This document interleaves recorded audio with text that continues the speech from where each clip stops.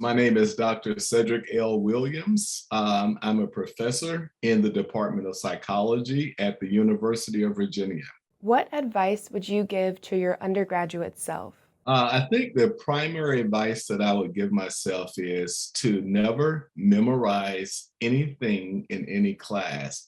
Rather, make it a great focus to understand the processes that are presented in the class. In other words, understand processes, understand mechanisms, never memorize anything. And to facilitate that, I would suggest every time you're presented with a new phenomenon or a new concept, to search for an analogy for that concept. So this new concept is no different than blank or some other process that you see on an everyday basis. What is the coolest thing you have ever been a part of or discovered? So my lab initially worked on the neurobiology of emotions and memory storage. So the whole premise was that anything that you are involved in that's emotionally arousing, you never have to remember it. It's almost like it's automatically encoded in your brain.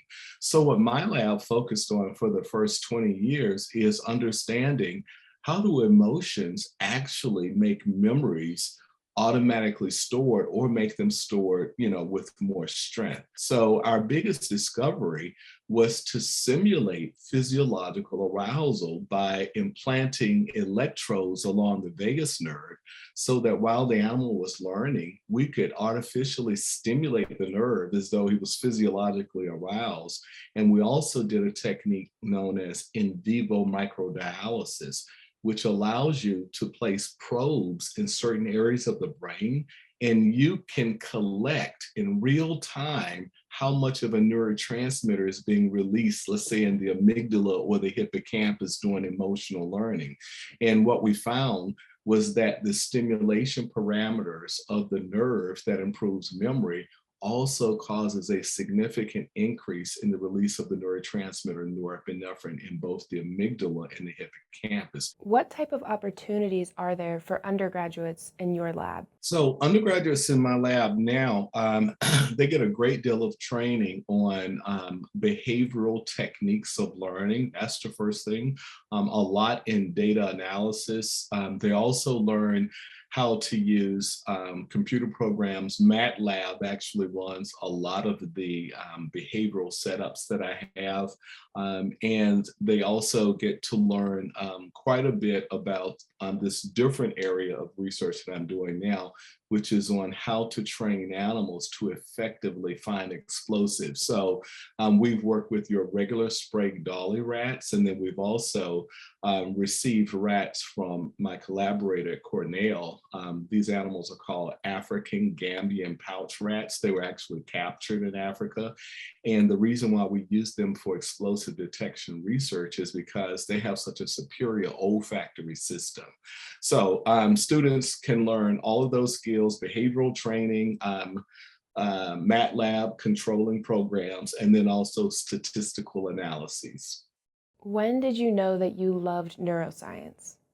Probably my second year in college, I worked for a state mental hospital in North Carolina. It was called Dorothea Dix Hospital. And I worked on a ward that had long-term schizophrenics and things of that nature. And before I wanted to be a clinical psychologist, to sit down and help people with their problems. Once I worked on this ward and I had a opportunity to see the extent that brain damage controls behavior or produces aberrant behavior, I knew then that I wanted to study the brain. From working with those patients, teaching them how to do things, trying to understand which areas of the brain would cause the types of behaviors that I observed on a daily basis. That's when I knew for a fact that I was switching over from clinical psychology to neuroscience. If you were not a neuroscientist, what would you do? I would have majored in chemistry because that's the basis of everything that we study now. And I also would have probably majored in engineering. There's lot of engineering in behavioral neuroscience so that I would know how to make my own equipment, know how to automate a lot of the equipment. And I think the combination of chemistry and engineering is just wonderful to be able to do any type of science today.